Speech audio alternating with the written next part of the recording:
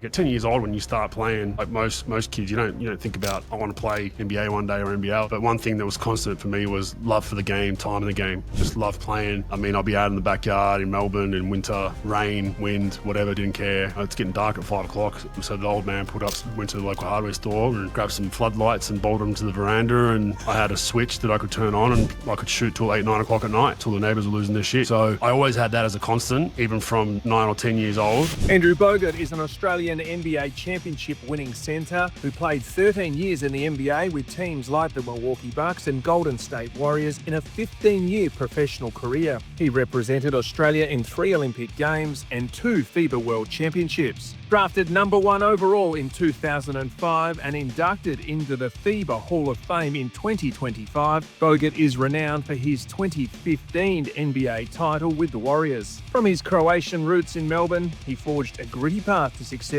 overcoming major injuries. Now through his podcast, Rogues Bogues, he challenged COVID-era narratives, advocating for open discussion and questioning government policies, cementing his reputation as a fearless truth teller. I didn't know about an injury until I got to the NBA. Like, that kept me out of the game. Like, I'd have little knocks, but I'd play through them. Nothing debilitating enough where you miss a game, and then all of a sudden I couldn't stay healthy. And then my best year individually, career year, all NBA, and snapped my elbow and fingers in one injury. It is somewhat learning how to play again, because you have to learn how to use your arm again. It was a brutal rehab for those people who have hyperextended an elbow and dislocated it and actually chipped a bone off. You literally get your arm to extend and contract it, and it's just dog days of rehab that no one sees. So that was a real tough time for me mentally. Andrew Bogut, thanks for your time. No worries, thanks for having me. Now, interesting childhood, mate.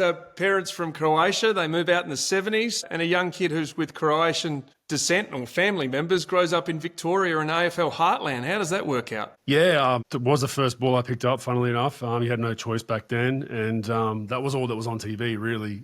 You had a bit of cricket in the summer. We didn't get much rugby league down there. There was a bit of basketball, but not a lot. And my first kind of sport was Vic Kick, back when it was called Vic Kick, which is now Oz Kick, so it shows my age. But that was kind of the first thing I got involved in.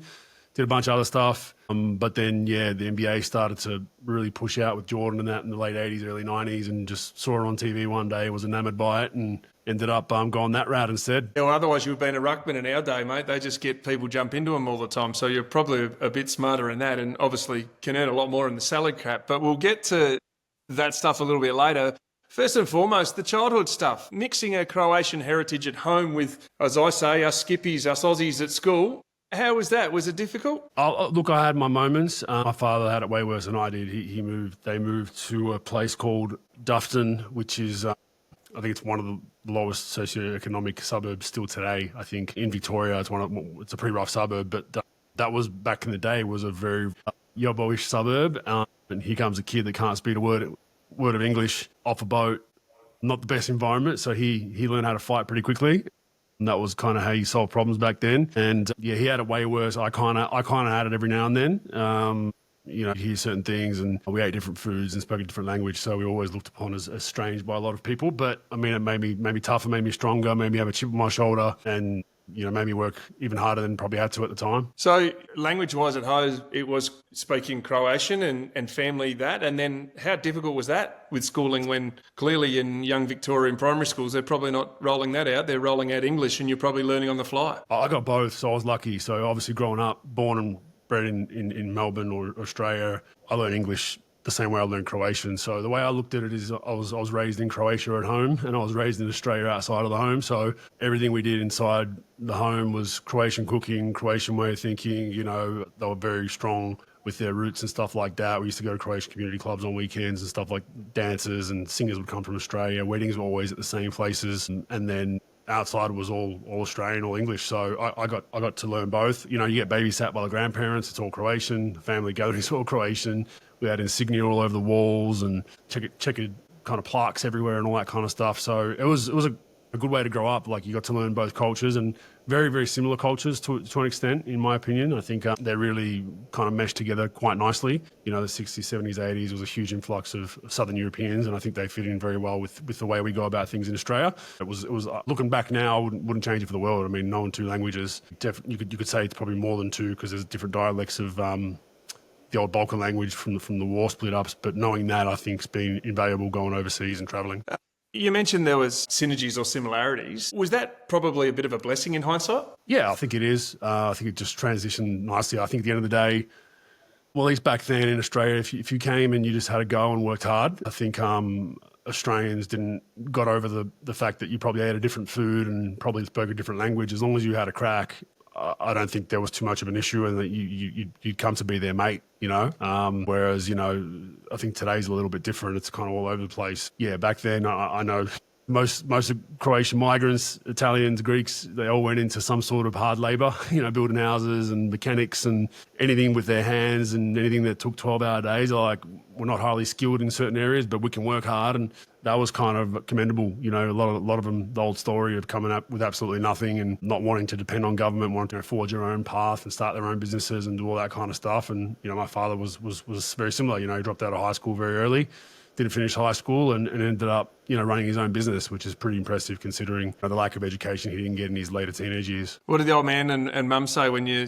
first picked up an Aussie rules footy? You said that was your first sport in Australia. What did they say to that? Oh, no issue. They just, play something, do something. My dad saw how much energy I had, so I wasn't one of those kids that could sit inside. Even when it was raining, I had to get outside and do something. My dad was very similar, but with work, he'd work all week and then come home and then be looking around the house to fix stuff, it's just can't sit still. He can't sit still, and I think I can do a better job of sitting still and actually chilling out for a bit, but I also need to be doing stuff. So I don't think they cared what ball it was. Funnily enough, started in gymnastics real young because my sister did it. She's 5 years older. Obviously hated it, wasn't a fan of it, and I'm a ball sports guy. Then did a bit of taekwondo, self-defense stuff, because every European parent put their kids in some sort of self-defense back then. And then the Vic kick came, and then Vic kick was between those two. And then after I wanted to quit taekwondo, my parents were like, look, this costs money. We can't keep changing sports. There's fees, there's this, there's uniforms. If you change to basketball, this is it. You can't, we're not going next week to cricket or whatever. And I was like, good. I'm good with basketball, and started at, I think, 10 years old, my local team just in Endeavour Hills. And that was kind of the first time I fell in love with the game. Did you dare to dream then? I know Tony Kukoc, I think I might have said that right, back in the Chicago Bulls days, was probably on the TV screen playing with Michael Jordan. I think they won 6 in a row at that stage. I know Kukoc didn't play in all of them, but was certainly a valuable member. Him being a Croatian, did that help affiliate you to basketball more? Not really. I think it came after. I think I liked basketball first, and then realised the aunties, uncles, grandmas knew I liked basketball, so you get a Croatian influenced jersey, just to make sure you don't forget that you got Croatian heritage.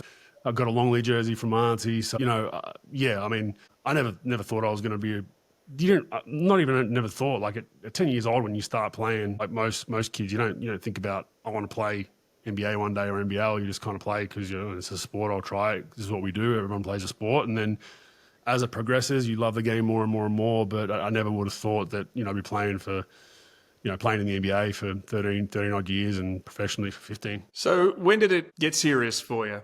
Because I do read that, as a 15-year-old, you're cut from a Vic rep team, then you go obviously AIS, then there's college overseas, all of a sudden you touch on it, you're number one pick to Milwaukee in the NBA draft. So at what stage do you think was it a slow burn, or was it a certain year where everything popped and you thought, hang on, there might be something here? Yeah, super late developer as far as talent identification and all that kind of stuff. But one thing that was constant for me was love for the game, time in the game. Just love playing. I'll be out in the backyard in Melbourne in winter, rain, wind, whatever, didn't care. I've told this story many times. It got, so OCD that, on winters, it's getting dark at 5 o'clock. So the old man put up some, went to the local hardware store and grabbed some floodlights and bolted them to the veranda, and I had a switch that I could turn on and I could shoot till 8, 9 o'clock at night, till the neighbours were losing their shit, So I always had that as a constant, even from 9 or 10 years old. And then as I progressed, within a 3-year, it was roughly a 3-year window, I was cut from the 18 state team and then in the NBA. So 3.5 years. So my development just was boxed up in a short spurt. And then I wouldn't change it, because I think, if you're the best player at 11, 12, the deck is heavily stacked against you if you are the number one player. That's what I always try to tell parents is it's great for them to be very good at this age, but you kind of want to be in the middle of the pack, if not the top third. Perfect. The kids that are, the best at 8, 9, 10, 11, I think they just burn out. And I think they don't have to work as hard as other kids that aren't even at their heels. That was me. I was always in the middle of the pack and unknown and never in all the cool state programs. No one knew who I was, never heard my name. And then I go to a under 19 national team camp for the Emus, and first day they're like, who is this guy? Like, why don't we know? You see people looking on the paper like, we don't even know who this is. He's never been to a nationals. Like, what the hell? I mean, there was a few kids like that in that actually got selected in the squad. Good friend of mine, Alex Marriage, was in the same boat. Late developer, didn't make many state teams, and then all of a sudden they're like, what the hell? What's going on here? So, I don't think it not necessarily selectors' fault, but I think in our country, I think we've got it backwards as far as identifying talent at a young age. I think we're too cognizant of trying to win an under 12s trophy or under 14s trophy or under 16s trophy, and these coaches that do, coaches that coach juniors are very important, but at the same time, they can be a big hindrance to kids. And I'm seeing it more and more now being involved in Senior Kings and whatnot, just some talent coming through that, are not being identified or that their growth's being stunted to an extent because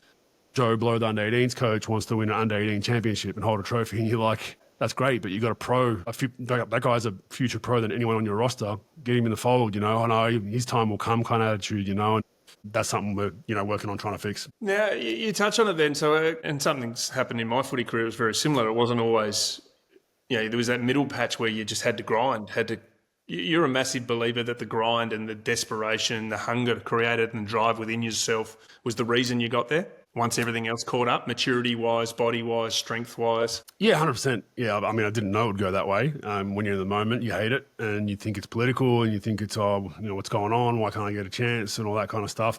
It made you, keep looking over your shoulder all the time. And I think that was a big reason why I just kind of kept putting the work in. And I knew, like I said from the start, I knew my love for the game was, I was that annoying kid, right? Like if you came over to my house, I'd be like, let's go play basketball. Or let's go, whatever we're doing, let's do it competitively.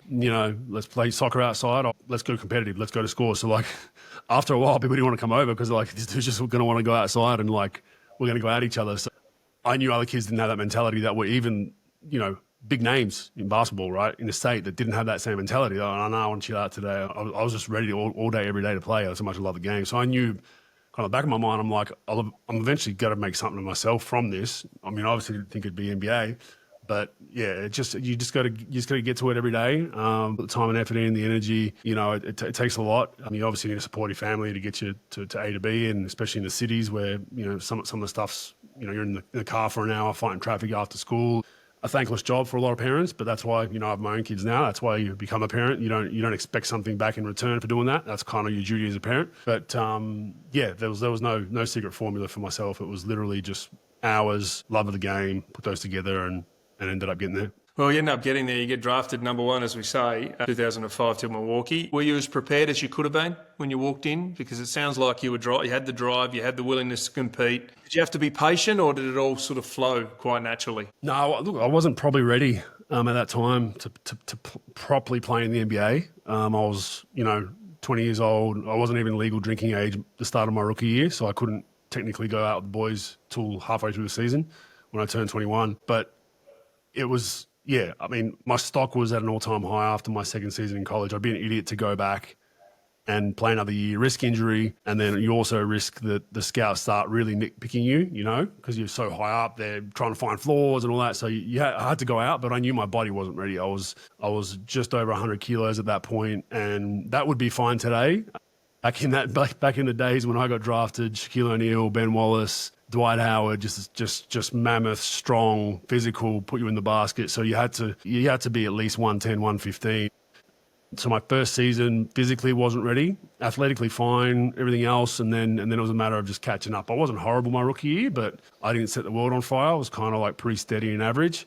And then it got better and better as I kind of grew into my body, figured out injuries, all that doesn't work for me, and probably the similar story to yourself. Like when you get into the pros, there's certain routines, certain things you got to do, and you got to figure it out. And it might take you 1 or 2 injuries. It might take you a season or 2 of inconsistent games until you start to bottle it together. And then it all kind of flowed nicely for me, after about probably third year onwards, it was like nightly double-double, statistics really good, all that kind of stuff started to come from that. So early days when you talk about not being quite ready, but clearly mentally you want to be ready, you want to be in there, you want to be competing, you want to be exposed to playing under great people. Was there a buddy system? Was there a leader? There was a senior vet that took you under their wing to show you the way? Somewhat. They signed a guy, like Tony Kukoc was actually there, which is, a full circle moment. A guy I looked up to, had his jersey as a kid, and then his last year was my rookie year, so it was like sliding doors. He was pretty burnt out at that point in his career, like hanging on by a thread, had a bad back, kind of a little bit grumpy at times and all that kind of stuff. But they signed a guy named Irvin Johnson, not Magic, a different Irvin Johnson. He was a big guy, played kind of throughout the 90s and early 2000s, and I guess they just couldn't really help us basketball-wise too much, but they brought him in for that. And he was a really good resource for me. He'd sit on the bus on the way to games or when we land in cities and kind of quiz me on the scouting report. Tomorrow you've got this big guy. This is what he likes to do. What do you think you should do here? And just being a professional. He was like the utmost professional. I had a lot of respect for him. And he was in my ear a lot. And he was signed basically just to kind of help me through that.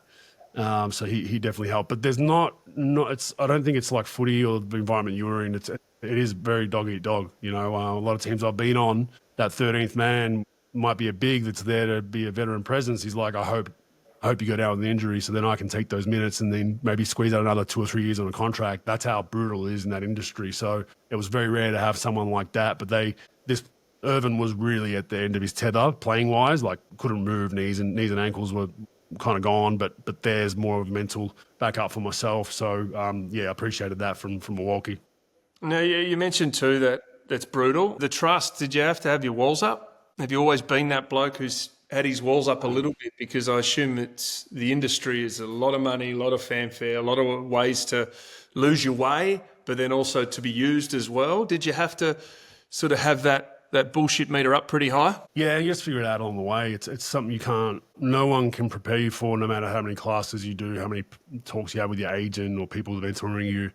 Until you're in it, it's another world. So I probably started to figure it out a couple of years in. I got misdiagnosed with an injury, which caused me a greater injury. Had back issues and just couldn't get my back right for some reason. And, you'll be right, mate. It's just back spasms and get back out there, like take a game or two off and then get back out there. And I did that 2 or 3 times. I played 2 more games, then be like, I can't move. Just muscular. So after the 3rd time, I was like, call my agent. I said, like, something's on my back. I just don't trust these guys that they're, with what they're saying. So we got our own opinion outside of the club. Went and got a CT scan with a dye injection and had a stress fracture in my back. I was playing through without, undiagnosed, right? Like, so anyone who knows much about stress fractures is the more you do on them, the worse they get. So if we had found it when we were supposed to have, when I was complaining about the symptoms, it probably would have been a 4 to 6 weeks. This ended up being 6 months. So it ended up getting worse and worse. And I'm just like, that's when I knew, like, from the head coach to the trainers, they put pressure on each other. We need Bogues out there. He's one of our best players. Just get him out there. And that's when you start to figure out, well, hang on a second. Like I played hurt a lot. There's certain injuries that you're an idiot to play through hurt, and a stress fracture is one of them. So that's when you start to realize it's a business. Coach might be on a hot seat, GM might be on a hot seat, trainers are getting looked at because they get judged on, games healthy for your team and your squad. That's their metric, which is kind of stupid in a way, but it is what it is.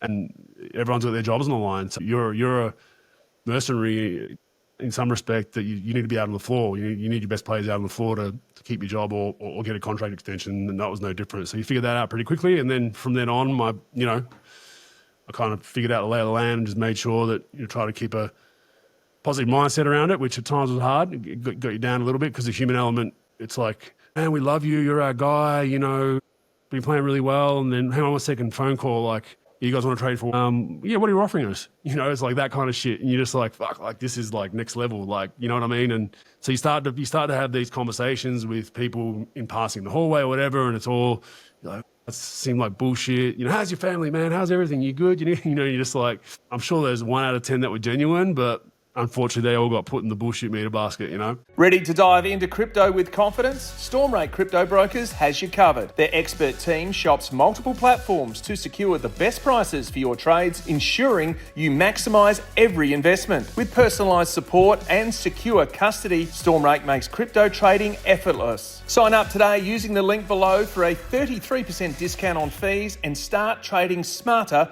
with Stormrate. Yeah, well, that's probably the difference between the AFL. We've probably got a 12-month lag on that, whereas you guys can be moved at any stage, you know, when your windows do open. You touched on the trust, saw your form with Milwaukee, just went phenomenal.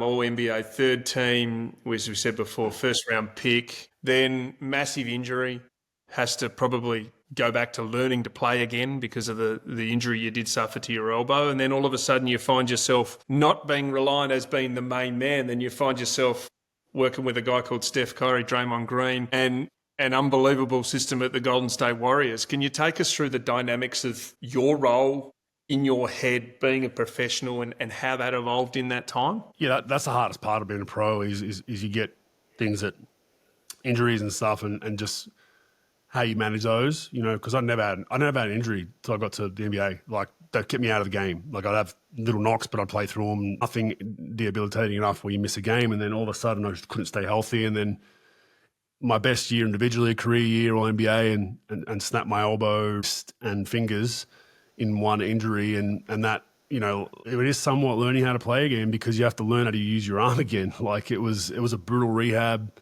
for those people who have hyperextended an elbow and dislocated it and actually chipped a bone off. You literally got to teach your arm to extend and contract and extend and contract, and then you get the extension, and then it won't contract all the way because the swelling's moved to the bicep, and then it moves back to the elbow. It was just like, and it's just dog days of rehab that no one sees, and you're not getting any immediate reward. It takes you a month to get an extra couple of degrees of your elbow to move, right? So that was a real tough time for me mentally, just knowing that shit, like, my game's changed now. I'm not as proficient offensively. Thankfully learned how to play defense and became very, very elite at that end of the floor. And then, funnily enough, another injury 2 years later, I ended up getting undercut by a guy trying to block his shot, and I land on his foot. Once again, can't do anything about it, and snapped my ankle. And then that's why I got moved. That was the reason why. I mean, I asked for a trade at the start of that season. I could see it was going pear-shaped with our club. There was kind of no direction, no path. Had a good year a couple of years before, and they blew the team up, didn't bring the same guys back. And I was like, I want out of here. No, we're not trading you. We won't get value back. And then, you know, a month later, I break my ankle. They're like, shit, this guy's out for the season, can't help us. GM and coach are on the hot seat. And they're like, why not move this guy who's basically not going to play for the rest of the season? If we can get someone back that can help us, it's good for them, right? So then that's when the trade happened. You know, then they said, all right, now we're thinking about moving you. Golden State traded one of their fan favorites. They got a healthy Monte Ellis in Milwaukee. They got a healthy body. Went to Golden State in February, didn't play a game for the rest of that season, and then rehab to next season. And like you said, then go from being a number one, number two option for the last 3 or 4 years to probably fourth, fifth option at that time, right? So I was learning how to play a role, and at times frustrating. You're like, I know I can do more, man. Like, on my old team, I did this. And, you know, you got to come to grips with, this team doesn't need you to do that. They got Steph Curry and Klay Thompson. They need to run our stuff through them. You'd be an idiot not to run it through them. And so I accepted a role to just be the best rebounder, shot blocker, and screener I could be, and it fit like perfect piece of the puzzle. Andre Iguodala was our wing version of that. Draymond Green was the other big version of that. And then let Klay and Steph do their thing, and it all came together. And it was poetry. It was basketball poetry at that point. Playing in there, you know, getting there as well was worse than Milwaukee. Golden State were a basket case at that point.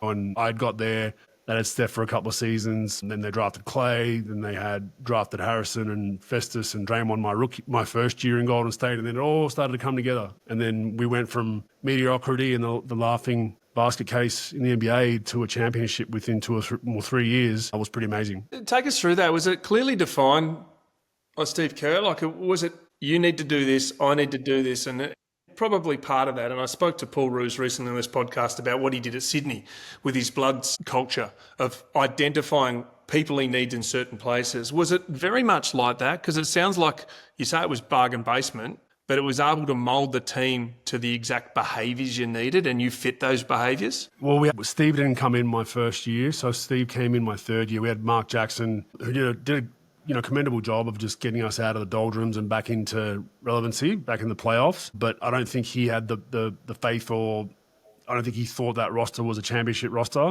whereas the management were like, we think this is a championship roster. And then they'd moved him controversially because it was the first bit of success the Warriors had had in a long, long time, and brought Steve in. I don't think it was anything that you discussed. You just kind of knew. I think the Warriors got a little bit lucky with trading and signing good people and drafting good people. And some of that, why I say luck, is, you know, you don't really know what a guy's like until you're with them every day, and you don't really know what a guy's like till you draft him, and then there's some adversity. How do they react? And I feel like we all just kind of knew. I was at a point also in my career where I'd made a lot of money.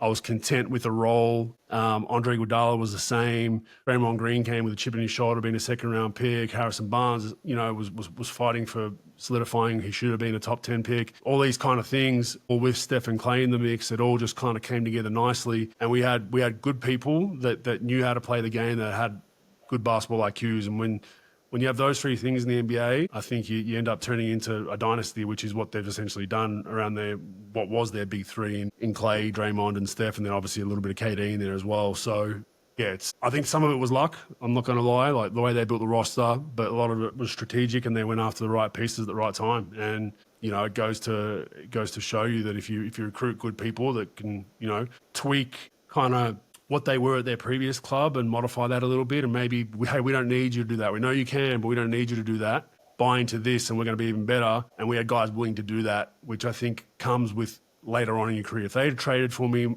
my first couple of seasons, same as Andre, same as a few other guys, where you're still trying to build yourself and prove your worth, it's a much harder pill to swallow when you're told. It's kind of what Josh Giddey went through in OKC. It's like, hey, we want SGA with the ball. You just kind of play off the ball and find a role. It's like, he's like, hang on, I'm growing. I'm not in my prime yet. I'm growing into my prime. I need those opportunities. And he ended up getting out of there and going to a better situation. That's a prime example, rather than being a 15-minute guy who hasn't fulfilled his potential and probably might not have hit it if he stayed in OK.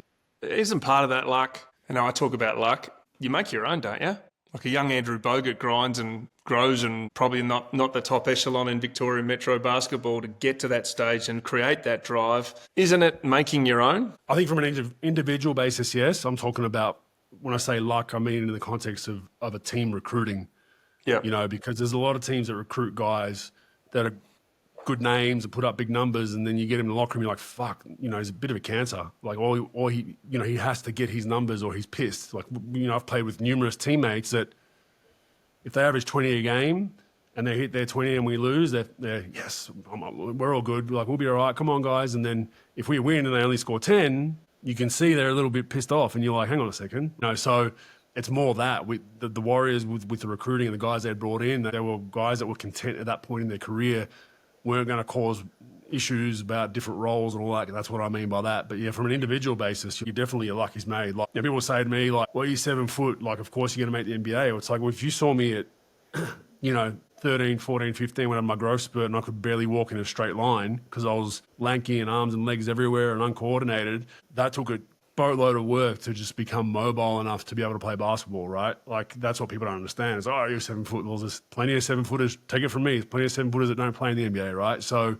yeah, a portion of it is you make your own luck for sure. And I think, like I said, time and effort and love spent in something, I think you'll end up doing pretty well. And even if it's not in that sport as a kid, you'll end up with a decent work ethic and drive to go into any industry you want to get into one day. Now, you're clearly a very headstrong character in terms of what you've been through experience-wise. The opportunity presents to come back and play in the NBL. And at that stage, the NBL was as it is now. It's up and flying. You're one of the big names that comes back, chooses the Sydney Kings as apart from hometown Melbourne, get part of an ownership in that. Can you take us through that process? Yeah, also, a sliding door moment. It was, I was towards the end of my tether in the NBA. My wife and I just had our first child in 2016 when I was in Dallas. Get bought out from Dallas. They were going nowhere. They were just like, we'll just release you in the middle of the season. They traded me to Philly. Philly bought me out. I was a free agent. I ended up going to Cleveland for that infamous 60 seconds, break my leg, come back home, rehab it, sign with the Lakers. They're like, they gave me a non-guaranteed deal, which was the guarantee date was in January. They said, look, if you're healthy, don't worry about anything. You're going to stay on the roster. I was healthy. They still cut me because we weren't very good. So another lesson in just pro sports. But then I've got a child, right? So I've got a baby. Do I stay in LA? What do I do? This was about January when they cut me. So, my wife was pregnant with our second. I'm like, what do we do? So we stayed in a hotel for a week or two. That wasn't working with the baby. So I said, look, I told the missus, I said, just go back to Australia right now. I'll stay in LA. Because my agent said, no one's going to sign you now. They're going to wait till the trade period ends, which is mid to late January. And then there's 3 or 4 teams that want you. They just want to make sure they keep roster spots for now in case they make trades leading up to trade deadline.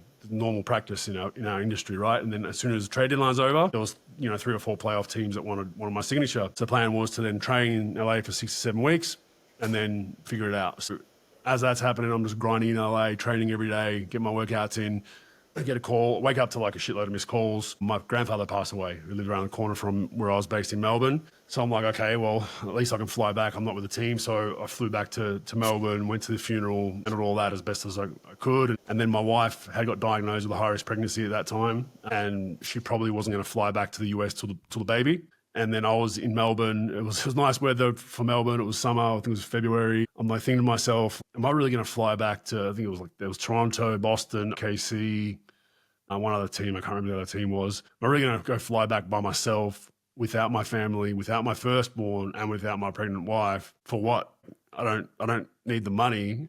I want to play, but it didn't make sense. So I called my agent and said, look, I think I'm just going to stay in Australia up to the end of this season. And then we can reevaluate in the off season about next season. He goes, Andrew, if you do that, there probably won't be another next season because you haven't played anywhere for a while. Teams are going to be real skeptical. At best, you'll get a camp non-guaranteed invite, which you won't do. So I was like, all right, don't care, like not really fussed about it, right? So then the light bulb came on of like, all right, I'm in Australia now. What can I do? So I ended up contacting, Melbourne was the first team I kind of, it's pretty well publicised. That fell over at the last minute because some changes in the fine print, which we didn't agree to. And then I had a contact at Sydney, and my thinking was 2019 World Cup for Australia. So this is 2018-19 season for NBL. So 2019 World Cup leads into 2020 Olympics. Play NBL 1 or 2 games a weekend. I'm at home 5 to 6 nights a week, guaranteed. A couple of road trips here and there. Around the family, which is what I want to be. That's the other thing. The NBA, even when you're home, you're not home because you've got home at 4 a.m. You got training the next day and you're on a flight and then you're back and then you're this. You're just on autopilot the whole season. So I thought from a mental and physical point of view, it would help my body. My body was starting to break down, help me get to another Olympics. And mentally, it would help me be around the family more. So that's kind of was my thinking. And then had the discussions and Sydney kind of, was the best to deal with on an honesty point of view in the negotiation and signed with them and came back to Australia. And it kind of worked out pretty well at the time. Now, obviously, that was before a pretty big incident in the world, which took the world by storm and called a thing called COVID-19. But we'll get to that soon. But you talk about the Kings. You obviously, NBL, I think you won the MVP. Things are going pretty well. Then you've obviously have a grand final championship. And then all of a sudden, this thing called COVID hits. Do you remember where you were, what your thoughts? And because life changed pretty expectedly for everyone very quickly. Yeah, I mean, just to finish off that properly, after the MVP season, the Warriors had called and I'd actually signed with them for the remainder of the season after the NBL seasons. I'd shut the door on the NBA completely and mentally was like, I'm content with it. Cool, no worries. And my NBA career didn't end the way I wanted it to end with an injury. Healthy, but being waived and then not going back. So then I got a second chance. They called and said, look, we need some bigs. DeMarcus Cousins was kind of a little bit injured at the time, coming off an Achilles, I think. So they brought me in and I love that because I got to close that door properly. And my whole thing was going back there was like, just make sure you're walking off the court and you're not carried off. And then we had so many injuries, I ended up playing minutes and still felt good about my game. And guys were like, man, he's still moving well and all that kind of stuff. Then came back for that second NBL season and that was the COVID year. So we take the league by storm that year. We're the first seed all season. We had head coach Will Weaver did a phenomenal job with us. It was all coming together nicely. This is the same Kings team that was bottom of the table, before my first season, doldrums of the NBL for the most part, and finally had some sustained success. And then we get to the grand final series, and that's right when COVID hits in Australia. It was February-ish or March. And we're up. We lose game 1. We go to their home floor, which they don't allow fans in. Win game 2, it's 1-1. We go back to Sydney. We lose that, so it's 2-1. We're supposed to go back to Perth, and I still remember to this day, that's when the COVID button was pushed. So the COVID was in the media, but then that was the day it was like, and no one knew anything about it. So we had a team. I still remember we had a team meeting, and guys were like, is it smart to get on a plane and fly all the way to, we're not like the footy boys. We don't have a chartered plane, so we're getting on with other regular people. Then a couple of the imports were like, hey, like Trump's closing the borders. Like, am I going to be able to get back to the US? They were crying, but some of the imports were breaking down because sick relatives they need to get back home for, family. All this was going on. We didn't know anything about it. And as a team, as one of the leaders of the team, we had a discussion and said, look, we've got too many guys that are just, not mentally there and that are really stressing about getting home. At that time, unfortunately, we felt like the NBL, which in fairness to NBL, no one's dealt with COVID before, so they they didn't really give us clear direction. They were kind of just like, just play, kind of finish the series and then we can move on. But I don't think they understood the human element of what was going on with imports and international guys and all that kind of stuff. There was a couple of guys on our team whose wives were pregnant, so they were stressing about, well, if I catch this, and we didn't really know much about COVID then. So anyway, the grand final series gets canned 2-1. From what I understand from our owner at the time, they had calls with the league, and the league said, look, if the series doesn't finish for whatever reason, we're not going to declare a winner. But the NBL was so pissed at us for not getting back on that plane to go play game 4. They ended up awarding it to Perth, being up 2-1. And it is what it is. They were up in the series. They were favourites at that point, being up 2-1. You'd think they'd win on their home floor. From what I've discussed with people that had conversations with the league, that wasn't what was discussed. So it was a poor finish. And then that led on to, the Olympics for me in 2020. So that second season in the NBL, my body was really breaking down. Like my back was come home from practice and lie on next to the couch on the floor, self-massaging, stretching the whole night. Couldn't play with the kids properly. Like going to a park and pushing them on the swing and making sure I don't do my back so I could play the next day. So I knew after that Olympics, I'm like, I'm done. Like there's no chance I can play another year. That gets postponed to 2021. And I was in a mental and physical state where I was like, I can't get myself through another 18 months of another pro season to get to 21. And so I called it a day and retired right in the midst of, right at the start of COVID. Or it wasn't the start, it was kind of like towards the later end of that year. Because I was just waiting to see what's going to happen. Is the Olympics going ahead? Is it not? What's going on? Bought about 3 or 4 months. They said, we're postponing it. And once they confirmed to postpone it, gave it about a week thought and said, done, see you later, and retired kind of due to COVID somewhat. Yeah, and then more recently, FIBA Hall of Fame inductee. That must have been nice. Yeah, very surprising. Very surprising. I got the call late last year. Had Basketball Australia call me and say, FIBA's trying to get in touch with you. And my first thought growing up, the way I did was like, oh shit, what'd I do? So then finally got in contact with the fella who was a sensational to deal with, Theron at FIBA. And he'd kind of, hey, how you going? All that kind of stuff, small talk. And he's like, hey, just calling we're going to induct you in the Hall of Fame. And I was like, oh, what? Crazy. And had that conversation. And it was a great experience. I was in Bahrain earlier this year, took the wife and both kids and had that experience, especially with, Pau Gasol and many other legends. Mike Krzyzewski was in there, Dawn Staley. There's a lot of players and coaches in that class. To be part of that, was sensational and a very emotional moment when you look back at your career and kind of what you've done. So something that's pretty cool. I said it in my speech, you don't play as a kid or even as an NBA player thinking I'm playing for the Hall of Fame, right? Like, it comes once you're retired and out of the game and you get it and it's a sensational accolade, but you're not playing for that. I think if you're playing for those kind of things, you're playing the game for the wrong reason. But it was nice to be kind of enshrined in something for my career. Well, it was wonderful. The last probably cherry on top in terms of on-court career. You soon start behind a microphone, starting a thing called Rogues Bogues, where you're being your authentic self and questioning all things from government to different narratives, very similar to what I'm doing with my Ballsy podcast. Was that always something you just felt you had to do, or what was the main instigator with all that? Well, COVID was a main instigator, just being stuck at home. And, I don't think that you can really get your voice heard in mainstream media without a narrative being presented or a direction by the writer or the interviewee. They're trying to get you down a path. It's not natural, right? So I was like, well, I'll just do my own thing. And I've always been kind of opinionated and I love having discussions, right or wrong. And ended up thinking, well, the podcast is a good forum because a lot of the things that I talk about, probably similar to yourself, that you talk about, these aren't 5-minute conversations that we see on 60 Minutes or whatever news program, right? Like they're deeper than that and you got to have conversations around it. And that's the beautiful thing about the podcast is when sometimes you have people on that are controversial or whatnot, is people can circle back and listen to the whole hour, 2 hours, 3 hours, but the media will try to grab of it or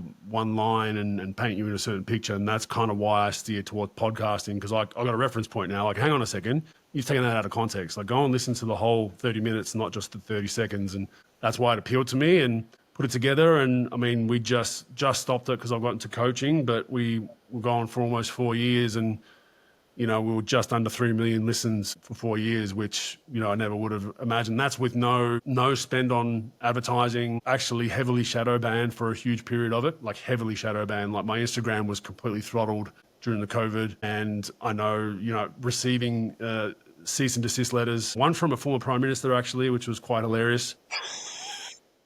Mr. Rudd sent one out. So yeah, his people, for some reason, I retweeted something about he had some ties to donating to Jeffrey Epstein's think tank or something along those lines back in the day, which is well noted, but he was on record saying he didn't realise what was going on the island, but there was some exchange of funds for whatever reason, a charitable or whatever. And all I simply did was repost that article saying nothing to see here, and they sent me a letter trying to sue me or scare me because of people's comments on that post. And they were angry at people's comments under that post. Some disparaging, I assume. I don't really read the comments, to be quite honest with you, but some disparaging towards Mr. Rudd. So he's thought that the smartest thing to do would be send me a cease and desist letter and try to threaten me, and just was like, no.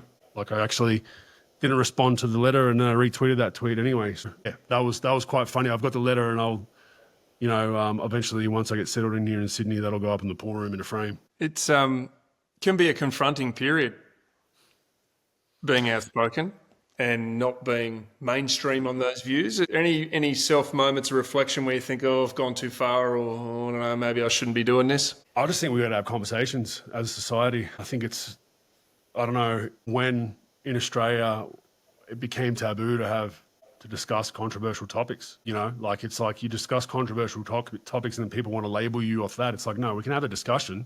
I don't have a point of view. I want to discuss it with you. I want to discuss what you think. What do you think we should have done? I would have loved to have had during COVID, these people that were implementing all this stuff to actually sit down for 30, 40 minutes with a non-mainstream journalist, someone that's not going to just get bullshit questions that are on a sheet of paper handed to them and say, you can ask this, but you can't ask this, an actual proper one. And then I would have felt better about the whole thing, like, explain to me why we can't go 5 kilometres. Explain to me, give me more detail around that. And now we find out hindsight's a beautiful thing, right? So I've always questioned stupid rules, no matter what it is, and that was no different. I just felt like a lot of it was nonsensical. I was kind of disappointed with but I understand how people bowed so much in Australia, because once you really look at how many people are reliant on the government in this country, it gives you your answer, and that's not necessarily directly. It's not necessarily government jobs, but it could be your business has a government grant. It could be your business has a government contract. It could be whatever it is, right? You're almost getting the half the population that are directly reliant on government, right? So I understand why people did that and why people kind of just, it'll end soon, just follow the rules and all that kind of stuff. But, 3 years in, you just kind of like we got to discuss some of the nonsense. Standing in an airport line, checking in for your flight, and standing on the X's that are marked on the floor to check in for your flight, right? And then getting on a plane and sitting like sardines next to people. No one was like, hang on a second. This just they're the rules, just follow them. You're just like, hang on, that makes no sense. So might as well stand together in the line because we're going to be sitting next to each other in the plane, breathing each other's air anyway, like stuff like that. And that's when I was kind of like, this is not right. And why I really spoke out, to be honest with you, I've been on record with this as well. And this is kind of what kind of blew up when I did a video on it. I had, through my PA at the time that did my marketing and sponsorships, there was someone representing the Victorian government back then that they outsource influencers and athletes to do messaging for the government. There was hey, can you do a read like stay safe, stay at home? When the lockdowns were on, it was along those lines. Stay at home, keep grandma safe. It was along those lines, right? And so it was a paid spot. And I got it, and I'm like reading it, and I'm like, I don't believe in what they're selling. I don't think people should be locked in their homes. This was early in the piece. And two, I'm like, if that was Andrew Bogut as a 12-year-old, like, I'm just, I'm an everyday working class guy. My dad can't go to work because he had a physical labor job. My mum worked for my dad. How are we putting food on the table?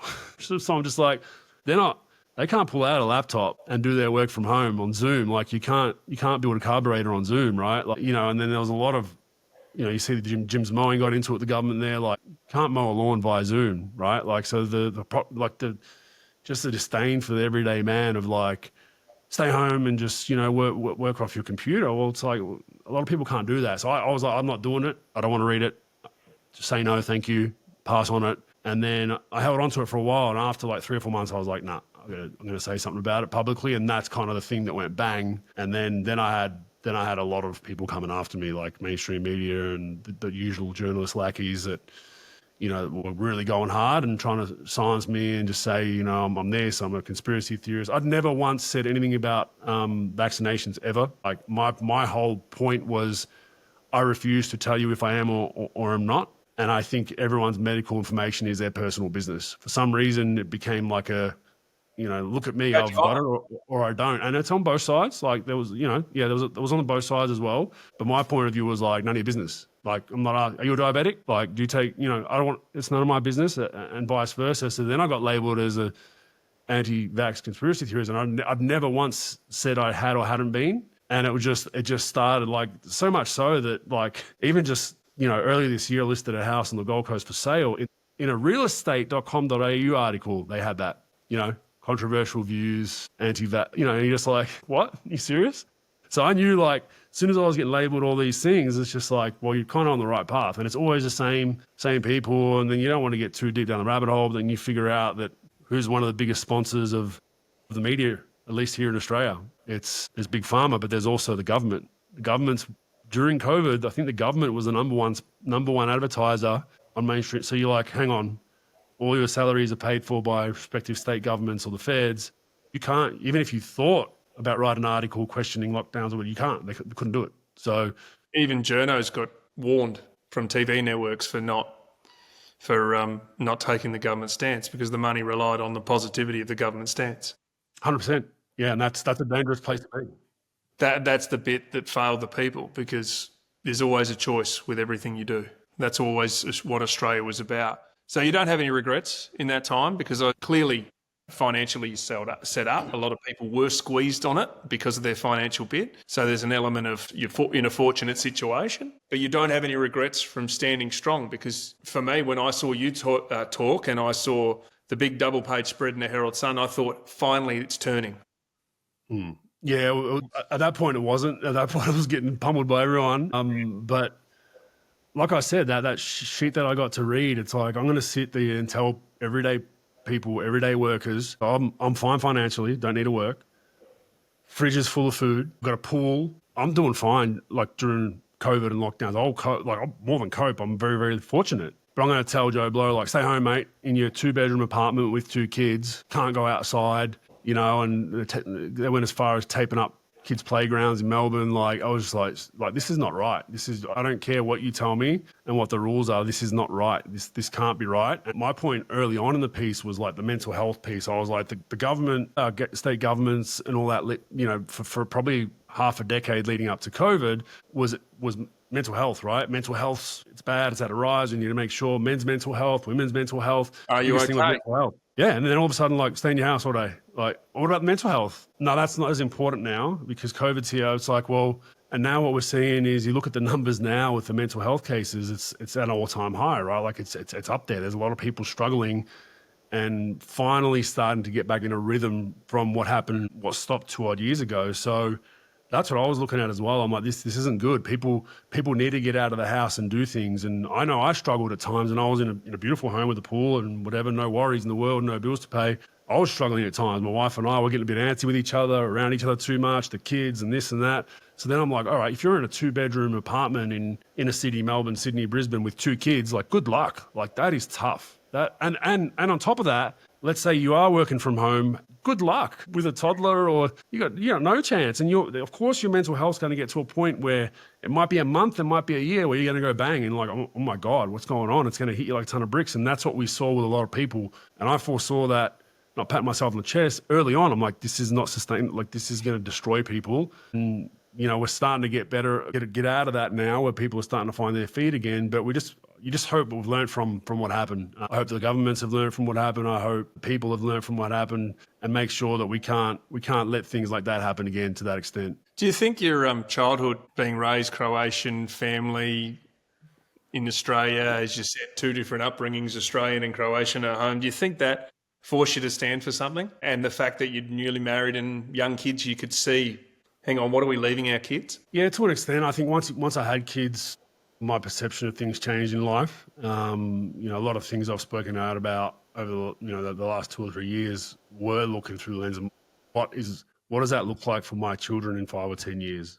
No, that's not right. I'm going to speak out about it. And I think you're right on point. I think it's one of those things we've got to make sure we leave the place both from a nature point of view and societal point of view or a behavioral point of view, community point of view. We don't want to leave it in a better place for your children and their children and children's children, right? And a lot of people say that, but there's no real action with it. And I think that is very, very important, and something that I look towards is setting standards for my children and making sure that they're held accountable, they're resilient, they can fail at things as long as they work hard to try to rectify a mistake or not being able to do something. And I think that's what we need to get back to in society. But man, it was an interesting time, and it was something that you just look back and you just think, how do we even get to that spot? Like dominant neighbors, all that kind of stuff, and you're just like, man, it was the way it was weaponized so quickly to have people,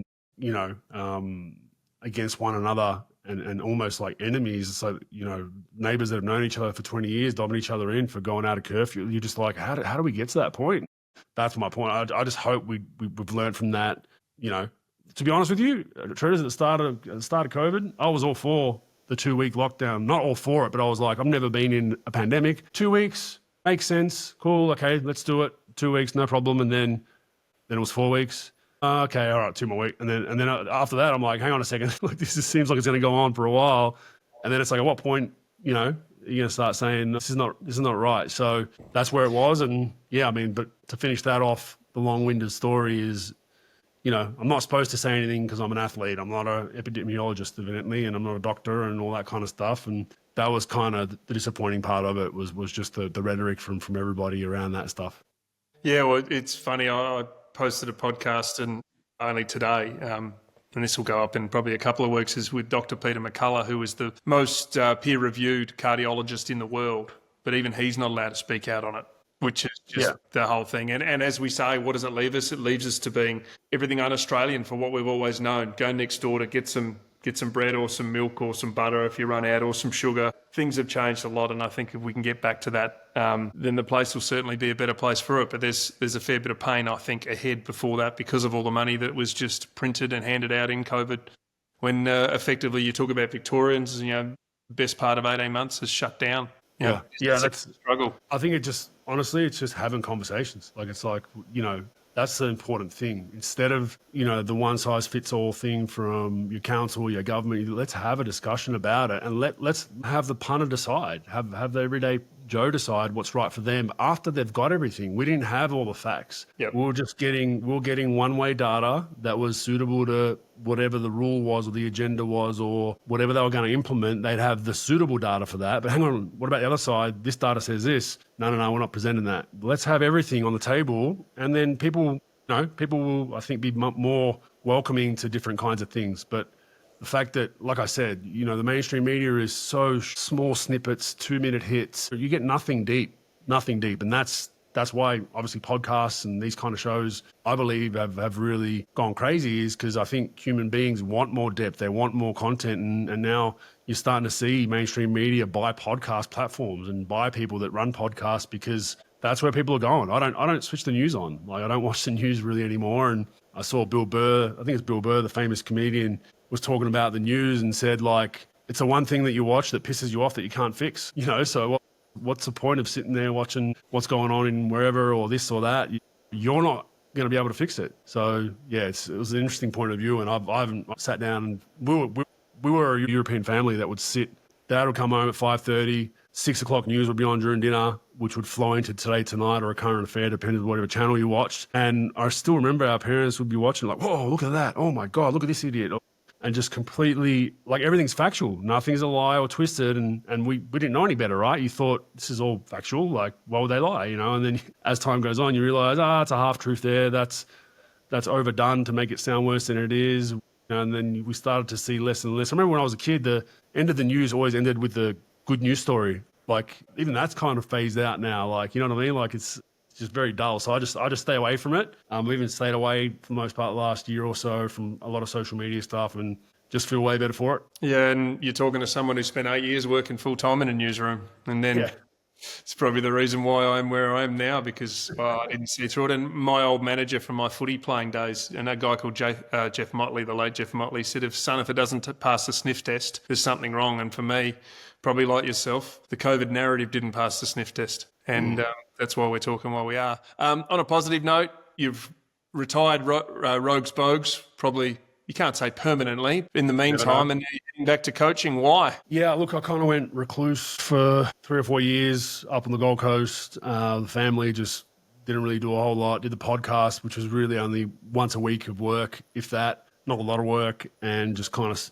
real fortunate to spend my children's formative years around every day, right? And one just turned 7.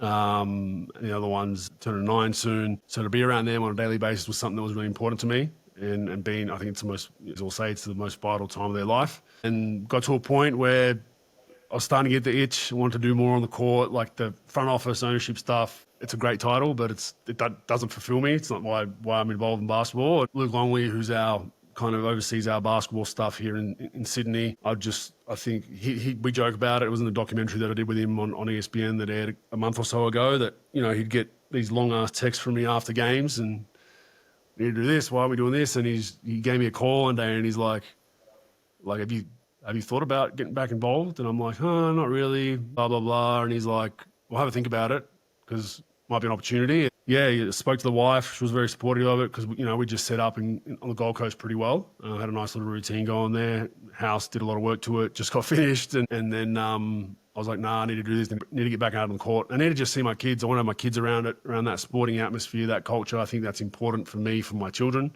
to see what goes in a daily life of a pro, just seeing our players and how they go about it on a daily basis. And yeah, I've taken the assistant coaching role with the Sydney Kings. This is my second week on the job, my second week back in Sydney. As you can see, bare walls, still haven't had time to decorate yet.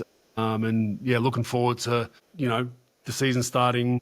Most of our guys report into this month, but we've been with a couple of younger guys that are on the team around the last couple of weeks. And yeah, it's just nice to be in that element, the banter, the fun, the laughing, the joking, the get on them a little bit and yell at them a little bit when they need it and kick them up the bum and then, share the losses, share the wins. And I think that's what I miss, that sense. So yeah, really looking forward to getting in the trenches. Well, good to hear, mate. You've done the full circle. Congratulations on a wonderful career. Thanks for standing up and just being true when a lot of people were compromised. You certainly weren't. So thanks for that, and appreciate you joining me on The Ballsy Show. No worries. Thanks. Thanks for tuning into The Ballsy Show. We appreciate your support. So please like, subscribe and share these episodes to keep the vibes going. You can kickstart your crypto journey with our partners at Stormrate Crypto Brokers. We've got a link below for you for a 33% discount on fees. You can also buy us a coffee. That link is also below. But stay tuned. The next Ballsy Show episode is about to drop. Thanks for your support.